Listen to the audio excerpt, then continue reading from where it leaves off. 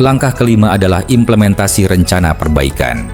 Sebelum implementasi, penting untuk memastikan adanya kesepakatan bersama. Perhitungkan risiko agar tidak mengganggu proses. Gunakan data untuk mendukung keputusan dan lakukan implementasi secara bertahap agar hasilnya optimal. Langkah ini melibatkan pelaksanaan rencana yang telah disusun.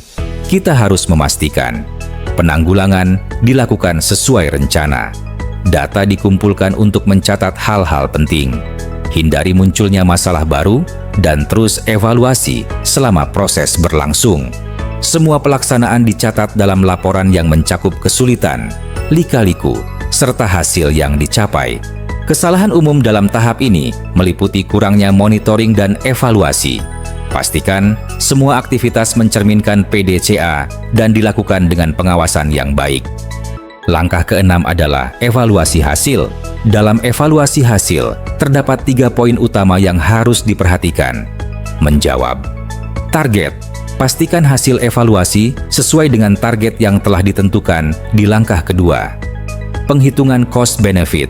Hitung perbandingan antara manfaat yang diperoleh dengan biaya yang dikeluarkan. Tinjauan keberhasilan dengan tolok ukur. QCDSM. Analisis perubahan berdasarkan faktor quality, cost, delivery, safety, dan moral. Evaluasi hasil melibatkan menggunakan tolok ukur yang sama, baik dari segi tool, satuan, maupun periode, untuk memastikan konsistensi. Membandingkan kondisi sebelum, saat proses, dan setelah penanggulangan untuk mengetahui efektivitas solusi. Menghitung peningkatan keuntungan dan menganalisis faktor utama seperti kualitas, biaya, pengiriman, keselamatan, dan moral. Langkah ketujuh adalah standarisasi dan rencana pencegahannya. Penanggulangan yang sudah dilakukan perlu ditetapkan menjadi standar untuk mencegah masalah yang sama muncul kembali. Ada 2 alasan utama mengapa standarisasi penting. Tanpa standar, langkah perbaikan yang sudah diterapkan perlahan bisa dilupakan, sehingga masalah yang sama dapat kembali terjadi.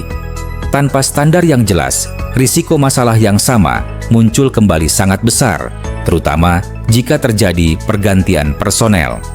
Untuk memastikan standarisasi efektif, tetapkan metode, PIC atau penanggung jawab, batas waktu, dan tools yang dibutuhkan. Standar ini harus diformalkan, misalnya dalam bentuk SOP, manual, atau kebijakan resmi lainnya. Langkah ke-8 adalah penetapan perbaikan berikutnya. Setelah evaluasi dan standarisasi, penting untuk terus memantau proses dan menetapkan perbaikan berikutnya untuk memastikan peningkatan berkelanjutan. Cukup sekian dan terima kasih.